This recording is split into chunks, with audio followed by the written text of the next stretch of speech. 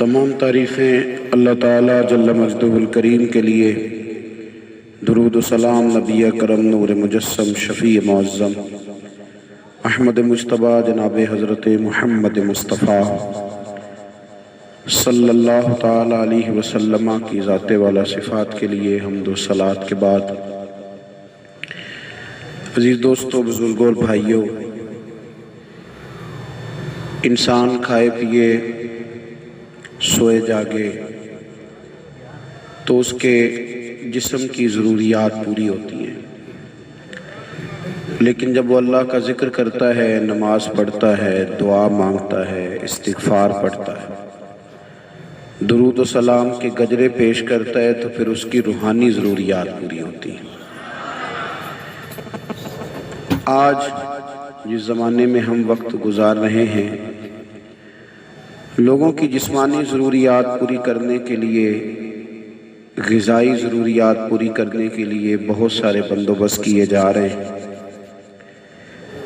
लेकिन जितना लोग अपनी ज़ाहिरी ज़रूरियात में खुद कफ़ील होते जा रहे हैं, उतना ही ज़्यादा वो रूहानी तौर पर कमज़ोर होते जा रहे हैं।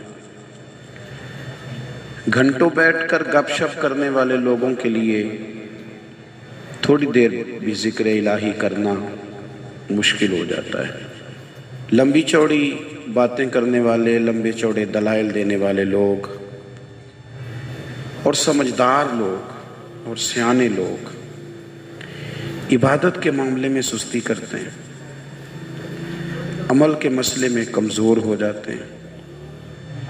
तस्बीहात करना, वज़ाइफ पढ़ना, दुरूद व सलाम पढ़ना, कम बोलना, सच्ची बात करना, सब्र से रहना, शुक्र को अपनाना, कनात इख्तियार करना, हसद, बुग़ज़, अदावत से बचना, ये लोगों के लिए मुश्किल हो जाता है।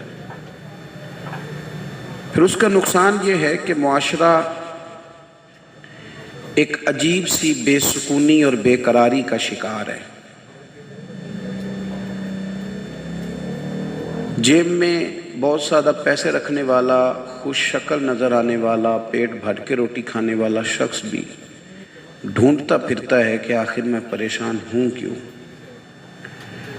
आप इंसानियत की तारीख़ पढ़ेंगे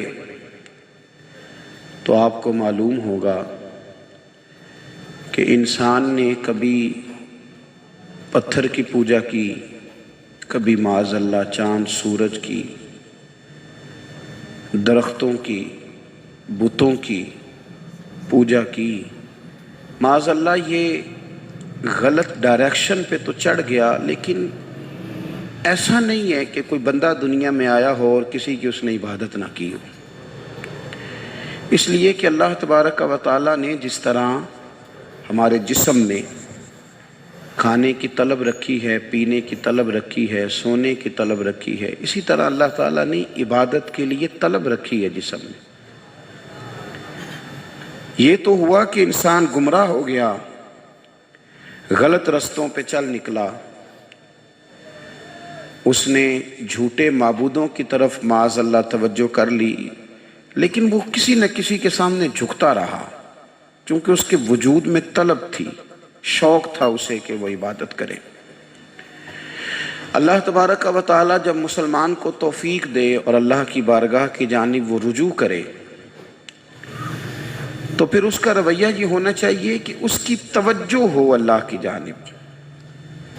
हमारे यहाँ तस्बीहात पढ़ ली जाती हैं अगर कभी मौका मिले, लेकिन वो ख़ास इन्हिमाक, वो ख़ास शौक़, वो ख़ास ज़ौक़ अल्लाह तबारक व तआला की इबादत का। एक होता है नमाज पढ़ना, एक होता है एहतमाम के साथ नमाज पढ़ना, यानी ज़रा वक्त पे उठना, ज़रा सही करके वज़ू करना, ज़रा शौक़ से मुसल्ला बिछाना।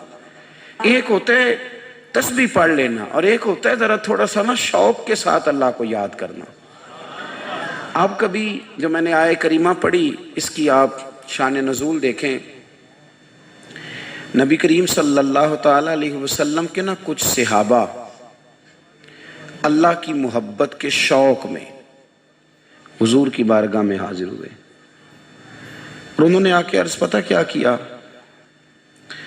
अर्ज़ करने लगे, یا رسول اللہ صلی اللہ تعالی علیہ وسلم سالوں بیت گئے ہیں سجدے کرتے ہوئے، حضور سالوں بیت گئے ہیں تسبیح پڑھتے ہوئے، سالوں بیت گئے کہتے ہوئے کہ سبحان اللہ وہ پاک ہے، ہمیں سالوں بیت گئے یہ کہتے ہوئے کہ اللہ اکبر وہی سب سے بڑا ہے، سالوں بیت گئے کہتے ہوئے کہ الحمدللہ ساری تعریفیں اللہ کے لیے، سالوں بیت گئے اس کی تسبیح کرتے، تحلیل کرتے، تکبیر کہتے۔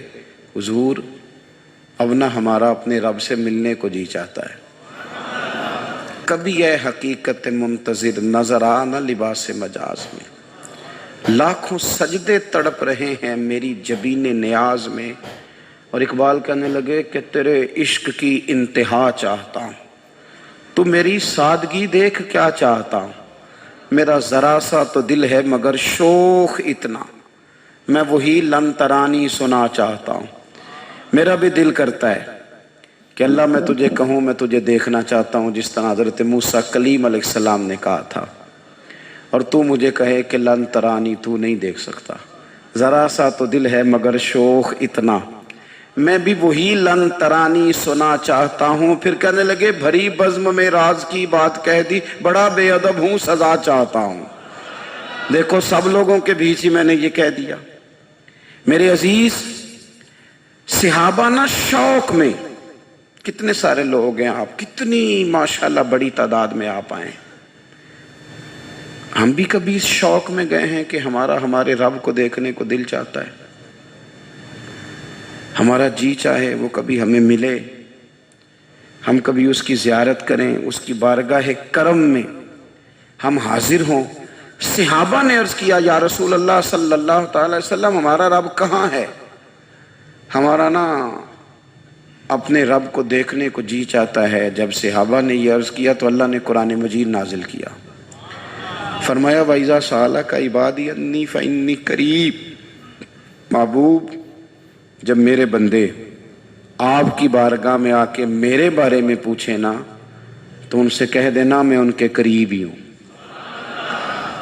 قریب ہی ہوں۔ دلیل کیا ہے؟ آئی اذا دان، یہ جب بھی مجھ سے دعا مانگیں گے میں ان کی دعاؤں کو قبول فرماؤں گا، میں ان کے قریب ہوں، میں ان کے قریب ہوں۔ یہ جب بھی دعا مانگیں گے نا میں قبول کروں گا، میں ان کے قریب ہوں۔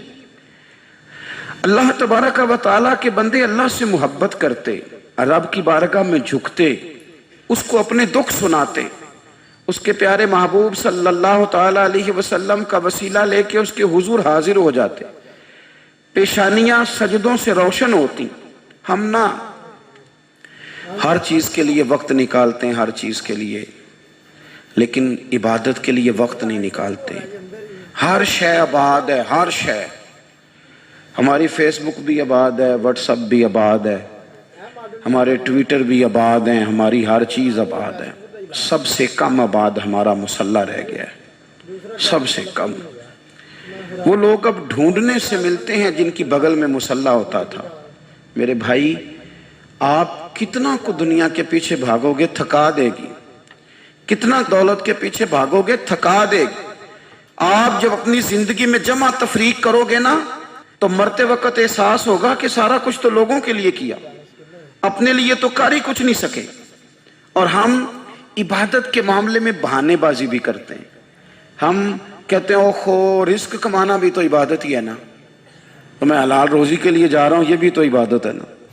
لوگ کہہ دیتے ہیں کہ میں سویرے اٹھ کے مدرسے میں کچھ اسباق دیکھتا ہوں تو یہ بھی تو عبادت ہے، میں بیان کرنے کے لیے مطالعہ کرتا ہوں تو یہ بھی تو عبادت ہے نا، اتنے لمبے سفر کر کے ملک میں دنیا میں گھومتا ہوں تو یہ بھی تو میں عبادت ہی کر رہا ہوں۔ اب اسپیشل نفلوں کے لیے وقت کس طرح نکلے، اسپیشل کر کے تسبیح میں کیسے چلاؤں، میں سارا کچھ ہم بہانے بنا لیتے ہیں نا۔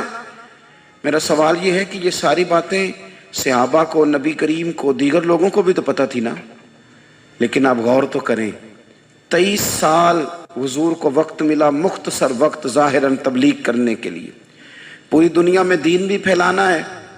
گھر میں 11 ازواج ہے، 4 بیٹیاں ہیں، ان کی اولادیں، سارے کام کاج بھی دیکھنے، لیکن سیدہ طیبہ طاہرہ حضرت عائشہ صدیقہ رضی اللہ تعالیٰ عنہ فرماتی ہیں سارا دن تبلیغ کرتے، ہر غلام کے دکھ سنتے، گھر میں آتے تو اپنے گھر والوں کا خیال کرتے، کام میں ہمارا ہاتھ بٹاتے۔ قربان جاؤں، کہتی ہیں زمانہ سارا سو جاتا لیکن آمنہ کے لال مصلی بچھا لیتے۔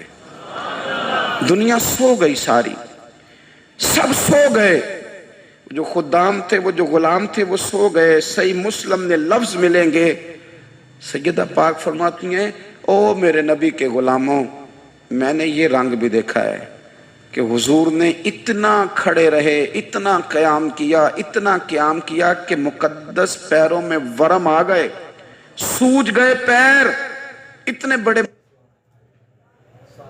دل پہ ہاتھ رکھ کے نہیں بتا سکتا کہ میرے کبھی نماز میں پیر سوج گئے ہوں، کوئی نہیں بتا سکتا۔ بچوں کی روٹی کماتے تھک گئے بات الگ ہے، ہم سیر کرنے گئے تو تھک گئے بات الگ ہے، لیکن عبادت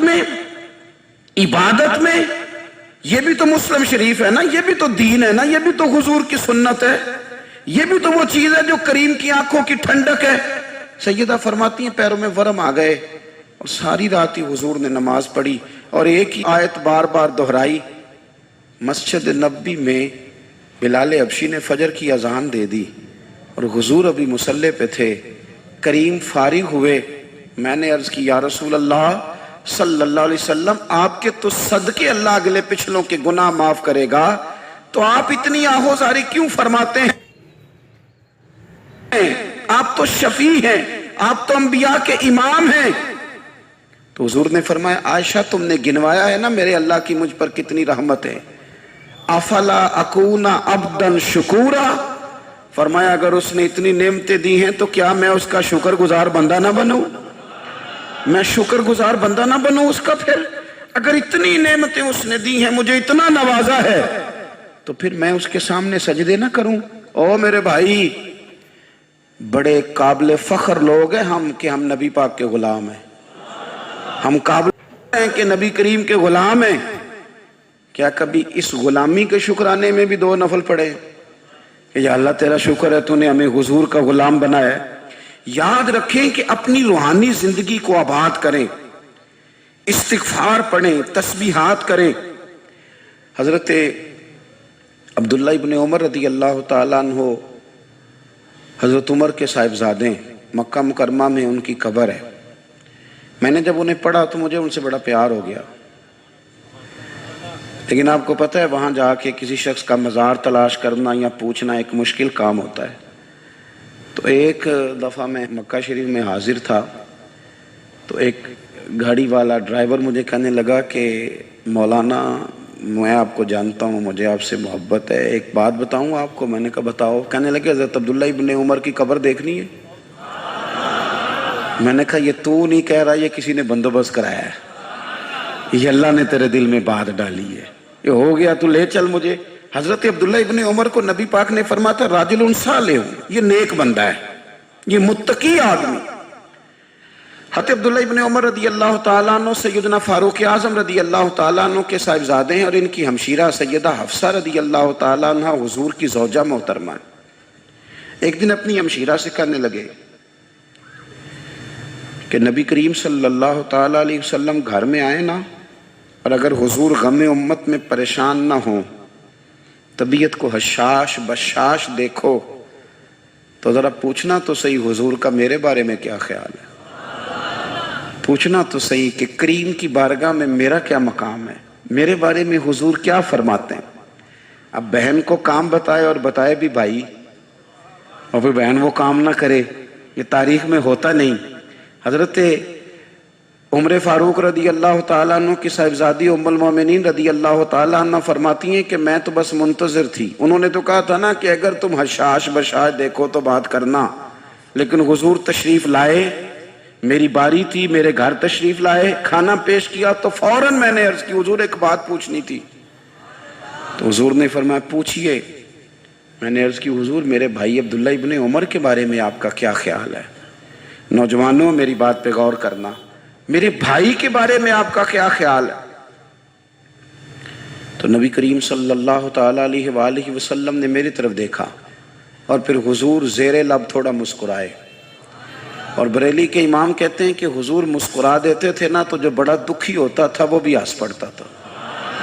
اب سوال پیدا ہوتا تھا کہ پھر تو اس مسکراہٹ کے لیے انتظار کرنا پڑتا ہوگا کئی کئی مہینے کہ حضور مسکرائیں تو رونے والے ہنسیں، تو اعلیٰ حضرت فرماتے نہیں، انتظار نہیں کرنا پڑتا، یہ مسکراتے رہنا تو حضور کی عادت ہے۔ جس کی تسکین سے روتے ہوئے ہنس پڑے اس تبسم کی عادت پہ لاکھوں سلام۔ یعنی یہ تو عادت ہے حضور کی مسکراتے رہنا، اس کے لیے انتظار نہیں کرنا پڑتا۔ بھائیو آپ خیال رکھیں گے، غور کریں گے، حضرت عبداللہ ابن عمر رضی اللہ تعالیٰ عنہ کے بارے میں پوچھا تو سیدہ فرماتی ہیں کہ نبی کریم صلی اللہ تعالیٰ علیہ وسلم نہ زیر لب مسکرائے اور فرمایا حفصہ تیرا بھائی ہے تو اچھا، لیکن میں نے سنا ہے کہ عشاء کی نماز پڑھتا ہے تو فجر تک سویا ہی رہتا ہے۔ او نوجوانوں، 10 بجے تک سونے کی بات نہیں ہوئی، 9 بجے تک سونے کی بات نہیں ہوئی، 11 بجے اٹھنے کی بات نہیں۔ حضور فرمانے لگے میں نے سنا ہے کہ عشاء کی نماز پڑھ کے سو جاتا ہے اور فجر تک سویا ہی رہتا ہے، اسے چاہیے کہ تہجد کے وقت اٹھا کرے، اللہ کی بارگاہ میں حاضر ہوا کرے، آہوزاری کرے، سجدے کرے، عبادت کرے، اٹھتا ہے اور فجر میں جا کے اٹھتا ہے۔ حضرت جناب حفصہ رضی اللہ تعالیٰ عنہ کہتی ہے میں نے جناب عبداللہ ابن عمر کو پیغام دیا اور میں نے کہا میرے جوان بھائی سن، نبی پاک نے فرمایا ہے تو اچھا پر تہجد میں نہیں اٹھتا، نفل نہیں پڑھتا۔ او میری ملت کے جوانوں، مزہ نہیں آ جاتا جب ساری دنیا سوئی ہو، ساری دنیا، اور بستر بھی گرم ہو اور نیند بھی پورا غلبہ کر رہی ہو، اور اچانک گھنٹی بجے دماغ میں، آنکھ کھلے، گھڑی پہ نظر پڑے، 3:30 4 بجے کا پیغام گھڑی بتائے، اور کوئی چڑھتی جوانی والا اٹھ کے وضو کرے، اور جب وہ مصلی کھول کے بچھائے تو مدینے والے محبوب کہتے ہیں کہ ہر نماز پہ رب ثواب دیتا ہے، اور جو اٹھ کے تہجد کی نماز پڑھے اسے دیکھ کے تو رب مسکراتا ہے، جو اس کی شان کے لائق ہے، جو اس کی شان کے لائق، وہ مسکراتا ہے، خوش ہوتا ہے کہ میرا بندہ تہجد میں اٹھ گیا، وہ مسکراتا ہے۔ کاش ہماری صبحیں کبھی اپنے مالک کے نام ہو جائیں، کاش کے صبحیں۔ حضرت ابو الحسن رحمۃ اللہ تعالیٰ علیہ حضرت معاذ ابن جبل رضی اللہ تعالیٰ عنہ کے پاس بیٹھا کرتے تھے، فرماتے ہیں ان سے جو پیار بڑھا تو پھر میرا مصلی سے بھی بڑھ گیا۔ تابعی ہیں، فرماتے ہیں صحابی رسول سے محبت ہوئی تو ذکر سے بھی ہو گئی، پھر درود شریف سے بھی ہو گئی، محبت ان سے بڑھی تو پھر اللہ نے مسجد کا پیار بھی بڑھا دیا۔ آپ فرماتے ہیں کہ میری ہر وقت طبیعت چاہتی تھی کہ بس اللہ اللہ کروں، بس اللہ اللہ کروں، بس نہ میں ذرا تھوڑی جان چھڑاؤں لوگوں سے، کو 10 منٹ ملے تو میں کو 4 نفل پڑھ لوں، میں تھوڑا سا نہ بچوں لوگوں سے، اور مجھے تسبیح ملے تو میں نہ کو 400-500 دفعہ استغفار پڑھوں، سبحان اللہ، الحمدللہ، اللہ اکبر، لا حول ولا قوت الا باللہ، میں نہ تسبیحات پڑھوں۔ فرماتے ہیں کہ بچے تھے گھر میں 6-7، غربت تھی، کام ملتا کوئی نہیں تھا، اور میں کام چور نہیں تھا، کام ڈھونڈتا تھا، پر اللہ کی قدرت کے کام نہیں ملتا تھا۔ فرماتے ہیں کہ میں نے ایک دن اپنی اہلیہ سے کہا کہ آج میں پھر جاتا ہوں کام ڈھونڈنے، تو میری بیوی بڑی فرما بردار تھی، پر اس دن نہ غربت کے ہاتھوں تنگ آ کے کہنے لگی آج نانا کوئی تو چیز لے کے آیا، تو مجھ سے بچوں کی بھوک نہیں دیکھی جاتی، یہ سب روگاں دا روگ محمد جس دا نام غریبی، کنڈ بلا کے لنگ جاندے نہیں دوست یار قریبی، آج نہ کچھ لے کے آیا تو میں بچے لے کے میکے چلی جاؤں گی۔ شیخ فرماتے ہیں کہ میں بڑا پریشان گھر سے نکلا، پر میں نے صبح سے لے کے زور تک کام ڈھونڈا، کام ملا کوئی نہیں، تو میرے دل میں خیال آیا چلو کام نہیں ملتا تو اللہ اللہ تو کرے نا، چلو بندوں کی مزدوری نہیں ملتی تو رب کریم کی عبادت ہی کرتے ہیں۔ فرماتے ہیں کہ میں نے نا فرات کے پانی سے وضو کیا، نہر کے، شدید دھوپ تھی، ساتھ ریت تھی اور ریت تپ رہی تھی، میں نے اپنا رومال وہیں مصلی کے طور پر بچھا لیا، اور فرماتے ہیں کہ زور سے لے کر عصر تک نماز پڑھی، دھوپ بھی پورے زور پہ، پر میرے سجدے کا ذوق بھی پورے زور پہ۔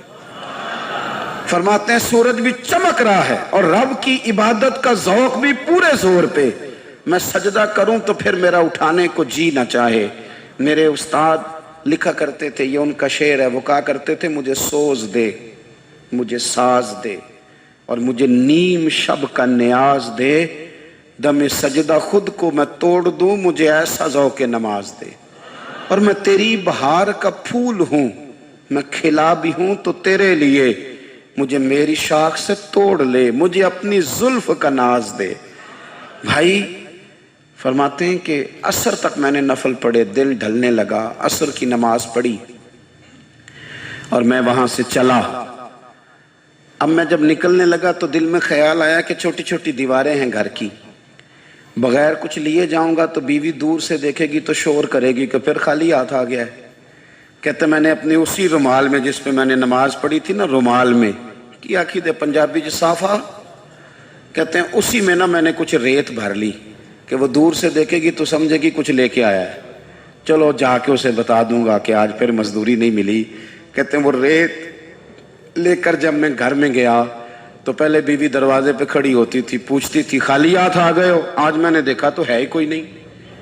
فرماتے ہیں میں اندر داخل ہوا، سلام لیے، کونے میں میں نے وہ رومال رکھ دیا اور میں نے آواز دی کہ بھلی مانس کہاں ہو؟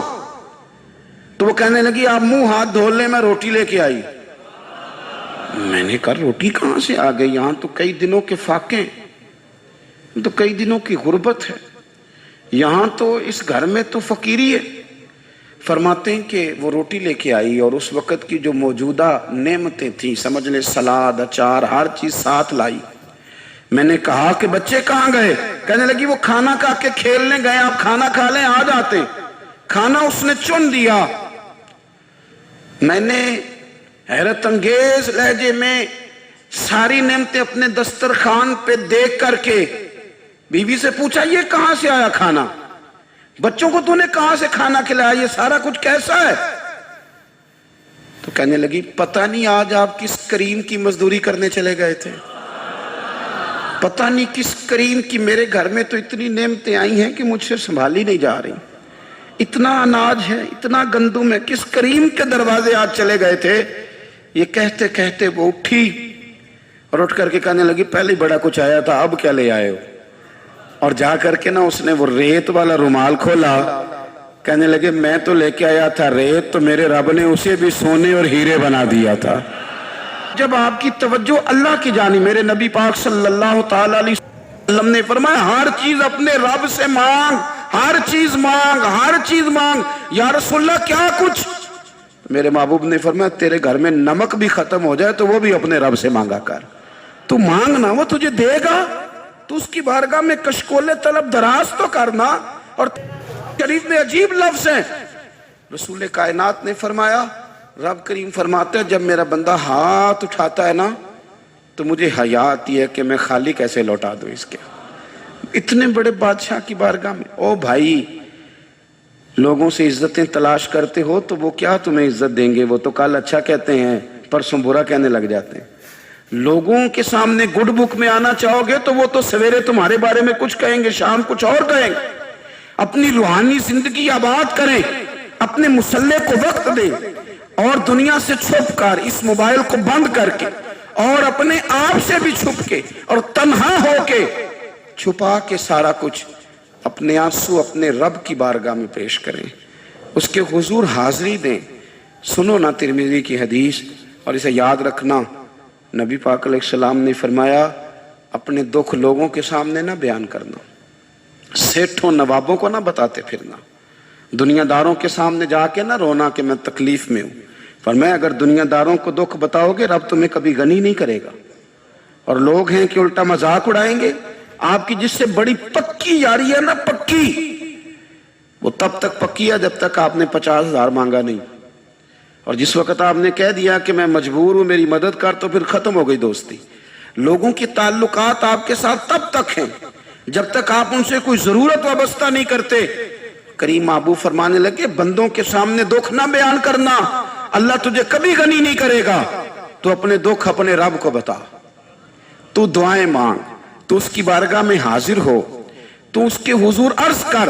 فرمایا اپنے دکھ اپنے رب کو بتا، وہ جلدی کرے یا دیر سے کرے تجھے ساری دنیا سے بے نیاز کر دے گا، تجھے کسی کا محتاج نہیں رہنے دے گا۔ اپنے مسلح کو، اپنی دعاؤں کو. ایک بزرگ فرماتے ہیں میں نے دعا مانگنے کا طریقہ اپنی بیوی سے سیکھا. دعا مانگنے کا طریقہ اپنی، سیکھنے والے تو اپنے بچوں سے بھی سیکھ لیتے ہیں، سیکھنے والے تو ہر ایک سے سیکھتے ہیں. وہ کہتے ہیں میں نے دعا مانگنے کا سلیقہ اپنی بیوی سے سیکھا ہے. حضرت وہ کس طرح؟ فرمانے لگے میری بیوی نے نا مجھے کوئی کام بتایا، کچھ پیسوں کی ضرورت کے لیے کہا، تو میں نے اسے کہا کہ بھئی ابھی میرے پاس نہیں ہے، کچھ دنوں میں آتے ہیں تو میں دے دوں گا.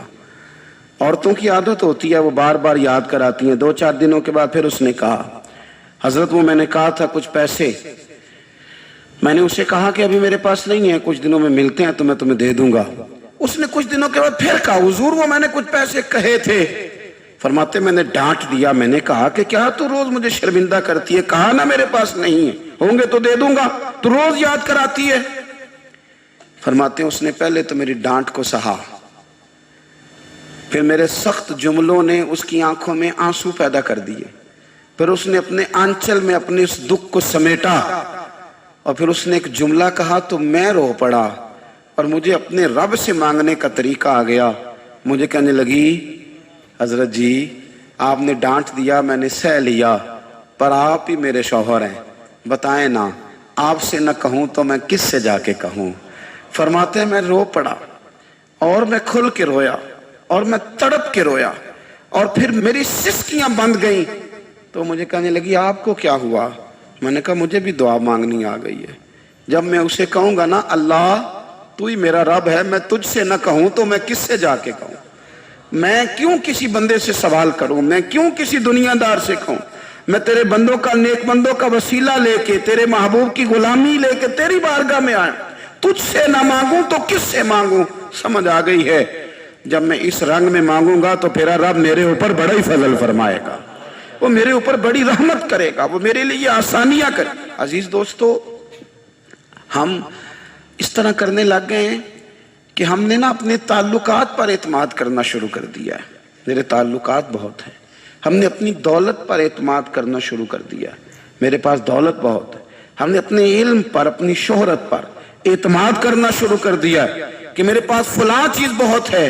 یاد رکھنا جب بے نیاز اپنی صفت بے نیازی دکھاتا ہے تو بڑی بڑی دولتوں والے مجبور نظر آتے ہیں. بھائیو جب انسان کا رشتہ اپنے مالک کے ساتھ ہوتا ہے پھر تو غم بھی کچھ نہیں کہتے، پریشانیاں بھی کچھ نہیں کہتی، پھر تو زندگی صبر والی، پھر تو زندگی توکل والی، پھر تو زندگی بھروسے والی.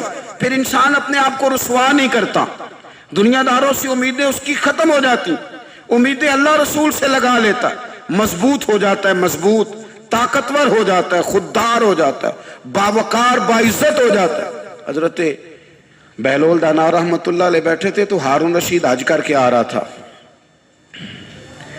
تو رستے میں حضرت شیخ سے ملاقات ہو گئی تو السلام علیکم کے بعد کہنے لگا حضور کوئی حکم ہو تو بتائیے گا. تو حضرت بہلول دانا فرمانے لگے تیرا رب کون ہے؟ اس نے کہا اللہ. تو فرمایا میرا کون ہے؟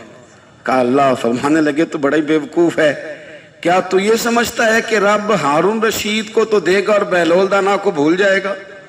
تیرا بھی وہی رب ہے، میرا بھی وہی رب ہے. اس نے اگر تجھے دے کے آزمایا ہے تو ہو سکتا ہے مجھے نہ دے کے آزما رہا ہو. جب اس کی حکمت کے تقاضے ہوں گے تو عطا کرے گا اور دے گا. تو جا اپنا کام کر. بھائی اپنی روحانی زندگی، اپنی عبادات، اپنے وظائف، اپنے روزمرہ کی معاملات، اپنی دعائیں، اپنا استغفار. دیکھو کوئی مشکل کام تو نہیں 2 رکوع ہیں سورہ واقعہ کہ اگر رات کو پڑھ لی جائے تو. میں کس طرح یہ بات بیان کروں کہ تعویذ بانٹنا آسان ہے اور وظیفہ بتانا مشکل ہے. سارا دن تعویذ بانٹیں تو لوگ لینے کو تیار ہیں، اور اگر آپ وظیفہ بتائیں تو کہتے ہیں تو مشکل کام ہے. او خدا کے بندے، اگر آپ کا تعلق قرآن پاک کے ساتھ مضبوط ہو، قرآن پاک کے ساتھ اگر آپ کا رشتہ ہو، لوگ سفارشیں ڈھونڈتے ہیں نا دنیا میں، کوئی تعلق مل جائے تو میرا کام ہو جائے. دنیا میں اتنا مشکل معاملہ ہے، آخرت میں مجھے بتائیے گا کتنا مشکل معاملہ ہوگا. میرے نبی پاک صلی اللہ تعالی علیہ وسلم نے فرمایا جو لوگ سورہ ملک پڑھا کرتے تھے نا، سورہ ملک، یہ سورت ملک قیامت میں ان کی سفارش کرے گی.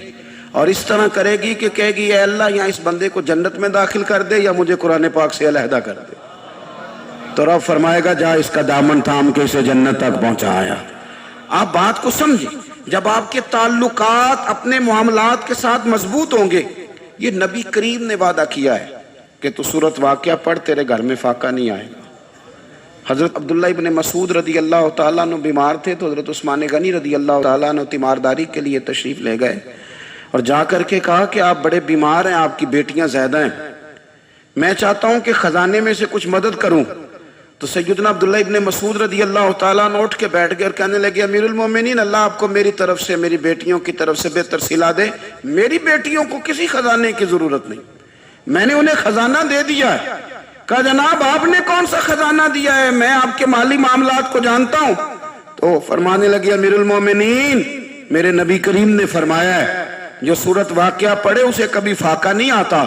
میں نے بیٹیوں کو یاد کرا دی ہے, یہ خزانہ میں نے انہیں دے دیا ہے. وہ سارے والدین سنیں جو بیٹیوں کے لیے پریشان رہتے ہیں. حضرت عبداللہ ابن مسعود نصیحت کر رہے ہیں, فرمانے لگے میں نے سورت واقعہ یاد بھی کرا دی ہے, پڑھنے کی عادت بھی ڈال دی ہے. حضور نے فرمایا ہے جو سورت واقعہ پڑھے اسے فاقہ نہیں آتا. کہنے لگے چاند تو اپنی جگہ چھوڑ سکتا ہے, سورج گر سکتا ہے, تارے ٹوٹ سکتے ہیں, پر مدینے والے رسول کی بات غلط نہیں ہو سکتی.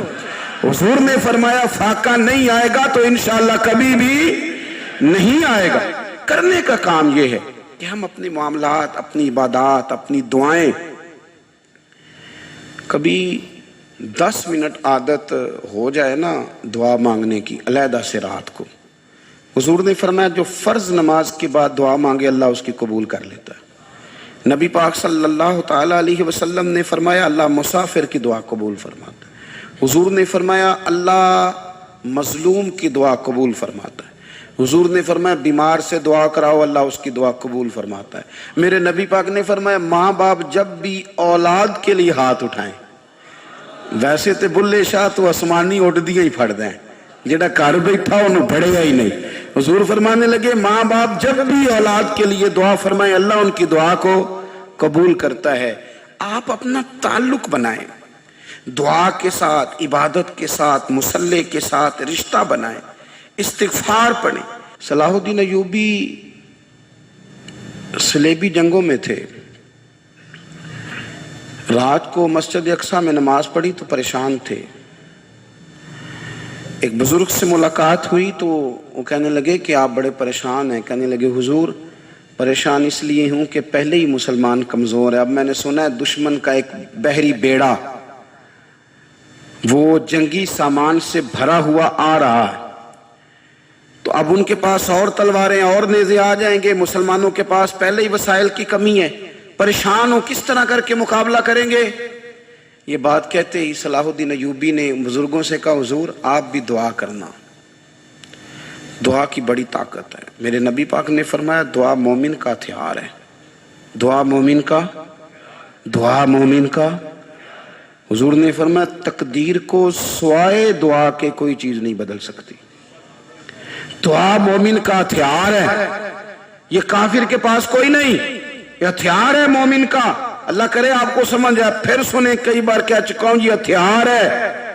کافر کے مقابلے میں جو تیرے پاس سب سے بڑا ہتھیار ہے وہ دعا ہے. دعائیں کرانی چھوڑ دی, کرنی چھوڑ دی, لینی چھوڑ دی.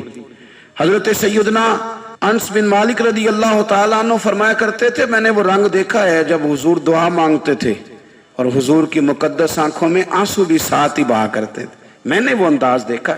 تو صلاح الدین ایوبی بزرگ سے کہنے لگے آپ بھی دعا کیجیے, اور خود رونے لگے اور سر سجدے میں رکھ کے رونے لگے, اور عشاء سے لے کر فجر تک روئے, خوب روئے. صبح وہ بزرگ آئے تو صلاح الدین ایوبی کا خوبصورت اور ہنستا ہوا چہرہ دیکھا. کہنے لگے آپ بڑے خوش ہیں, رات تو میں نے بڑے روتے ہوئے دیکھا تھا. تو کہنے لگے حضور وہ جو بحری بیڑا آ رہا تھا نا وہ پانی میں ڈوب گیا ہے, اب وہ نہیں آ رہا, ابھی خبر آئی ہے تو میں بڑا خوش ہوں. بزرگ کہنے لگے اٹھ سینے سے لگ اور سن ایک بات, وہ بحری بیڑا پانی میں نہیں ڈوبا, وہ تیرے آنسوؤں میں ڈوب گیا ہے. وہ جو تو رات رویا ہے نا رب کریم کی بارگاہ میں تو وہ ڈوب گیا ہے. بھائی اپنا مسلح کا، عبادت کا، وظائف کا، اللہ اللہ کا سلسلہ اس کو مضبوط کریں، اپنی دعاؤں کے تعلق کو مضبوط کریں۔ دعائیں بڑے انقلاب برپا کر دیتی ہیں۔ ہم تھوڑے تھوڑے نا جب سے خشک ہوئے ہیں نا، خشک، اور میری تو جماعت ہی صوفیاء کی جماعت تھی، ہم تو داتا علی اجمیری کی جماعت سے، ہم تو خواجہ اجمیری کی جماعت سے، ہم تو شیخ احمد فاروق سرہندی کی جماعت سے، ہم تو صوفیاء کی جماعت۔ ہماری جماعت نے بھی وہ تعلق جو ہمارے بزرگوں نے بنایا تھا۔ بزرگ اللہ کے قریب کیسے جاتا ہے؟ ہمارے یہاں نا بہت سارے لوگ کہتے ہیں جی نظر ہو گئی تو کام ہو گیا۔ بھائی جو بخاری مسلم میں طریقہ ہے نا اللہ کا قرب پانے کا، وہ تو نفل ہے۔ نبی کریم علیہ السلام نے فرمایا بندہ نفلوں کے ذریعے رب کے قریب جاتا ہے، اور اتنا قریب جاتا ہے کہ پھر اللہ اس کی زبان بن جاتا ہے، اللہ اس کی آنکھیں بن جاتا ہے، کان بن جاتا ہے، ہاتھ اور پیر بن جاتا ہے۔ تو یہ تو عبادت ہے، یہ تو اللہ کی بارگاہ کی حاضری ہے جو آپ کو اللہ کے قریب کرے گی۔ تو اپنے نماز کو اہمیت دے کے ادا کریں، نمازیں موبائل بند کر کے ادا کریں۔ لیکن نا کچھ لوگ کہتے ہیں مجھے ٹائم نہیں ملتا نماز کا، تو میں کہتا ہوں یہ آپ نے بڑی جرت کی بات کی ہے۔ مجھے کو میرا پیر بھائی کہہ دینا میرے پاس ٹائم نہیں آپ کو ملنے کا، تو میں کہتا ہوں آج کے بعد آنا ہی نہ۔ میں تو کیا سمجھتا ہے، تو بہت بڑا آدمی ہے، تیرے پاس ٹائم نہیں ہے اور ہمیں ملنے کا ٹائم، موج کر۔ تو آپ نے اللہ رسول کو کہہ دیا ٹائم نہیں۔ اور عجیب فلسفہ ہے نا، کہا جائے نماز پڑھنے آؤ تو کہتے ہیں کپڑے ٹھیک نہیں، اور کہا جائے کہ آؤ ذرا دعوت پہ چلیں تو کہتے ہیں 1 منٹ ٹھہر میں کپڑے بدل کے آیا۔ نماز کے لیے کہا تو کہتے ہیں ٹھیک نہیں، دعوت کے لیے کہا تو کہتے ہیں میں ذرا تیاری کر لوں، یوں جانا مناسب نہیں۔ یہ معاملہ ٹھیک نہیں۔ رب تو فرماتا ہے کہ جب تو مسجد میں آ تو زینت اختیار کر کے آ، خوب ذوق سے دعا مانگیں، خوب شوق سے نماز پڑھیں، خوب استغفار کا مزاج بنائیں۔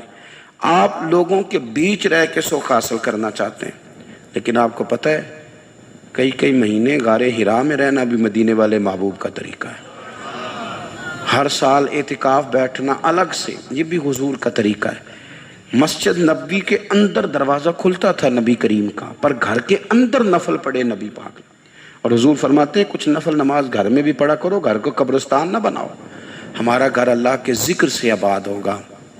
اگر ہم نماز پڑھیں گے نا، میں جب سنت پڑھنے کے لیے گھر میں کھڑا ہوتا ہوں تو میرا جو 2.5-3 سال کا بیٹا ہے نا، وہ بھی میرے ساتھ نماز پڑھنی شروع کر دے۔ اسے پتہ کوئی نہیں نماز کیا ہوتی ہے، لیکن وہ بھی نا سجدہ نہ بھی کرنا ہے تو ساتھ لیٹ ضرور جاتا ہے۔ پتہ چلا بچے لیکچر دینے سے نماز نہیں پڑھتے، نماز شروع کر دیں تو بچے بھی شروع کر دیتے ہیں۔ ہم جب پریشان ہوتے ہیں تو لیکچر دیتے ہیں، تو لیکچر تو باہر شاید چل جائے، گھر میں کیسے چلے گا؟ گھر میں تو عمل چلے گا۔ تو میرے عزیز، آج کے اس روحانی اجتماع میں ہمارے دوستوں نے جو محنت کی، ہم نے بار بار اپنی نیت سے پوچھا خدا ہمیں معاف کرے اگر کوئی ذاتی شہرت ہے، کوئی ہمارے ذاتی مفادات ہیں، رب ہمیں ہدایت دے۔ ہماری یہ خواہش تھی کہ روحانی اجتماع ہمیں تھوڑا سا اللہ اور اس کے رسول کے جانب مائل کرے، کچھ ہمارا رشتہ مصلی کے ساتھ مضبوط کرے۔